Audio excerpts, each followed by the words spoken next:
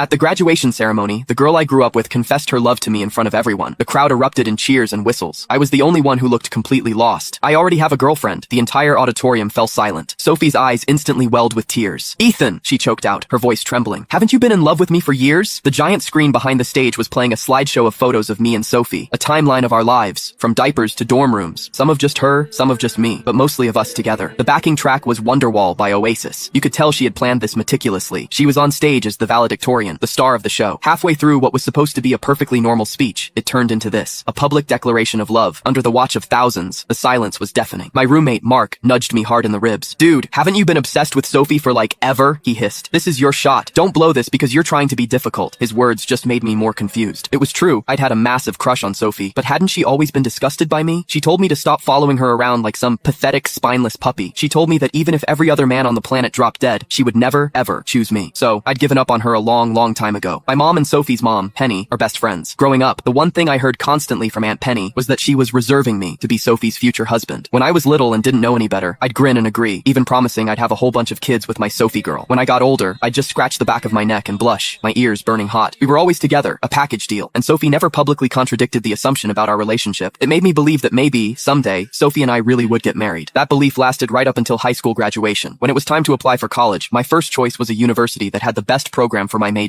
When Sophie's parents found out, they immediately started pressuring her to give up her dream school. If you and Ethan go to the same school, you can look after your future husband, her dad said over dinner one night. Exactly, Aunt Penny chimed in. It's good for you two to have each other for support. So, does this mean I should start saving for the wedding? My mom joked. The conversation around the dinner table was spiraling into fantasy. I kept my head down, my face flushed, completely missing the fact that Sophie's expression was growing darker and darker by the second. Suddenly, she slammed her hands on the table and shot to her feet. Can't you see I don't like him? She yelled, her voice shaking with rage. He follows me everywhere, so damn needy. Have some self-respect. Her outburst froze me in my seat. Humiliation, shame, a crushing sense of inadequacy, a storm of emotions I couldn't name washed over me. I clenched my fists under the table, my knuckles white. I looked at Sophie's face, at the undisguised disgust in her eyes, and my heart felt like it was being scraped raw with a dull knife, over and over again. Crack. Sophie's dad slapped her across the face and ordered her to apologize to me. What is this nonsense you're spouting? You don't like Ethan? It's a miracle a boy like Ethan would even look at you. The mood was ruined. Everyone's face was grim, but Sophie was defiant. I'm going to Princeton and you better not follow me, she snarled, her eyes locked on mine, as if I were some kind of criminal. Being stared at like that by the person you love, it physically hurt. In the end, Sophie didn't get into Princeton. She ended up at my school, Northwood University. I didn't see her again until move-in day, when I spotted her dragging a suitcase across the freshman quad. We hadn't spoken all summer. When she saw me, a flicker of anxiety crossed her face. It was only after Aunt Penny nudged her that she reluctantly came over to help with my bags. I got stuck at this crappy school with you, she muttered under her breath, so only I could hear. Are you happy now? It felt like a punch to the gut. I sidestepped her, moving away from her reach. She froze, her hand hovering awkwardly in midair.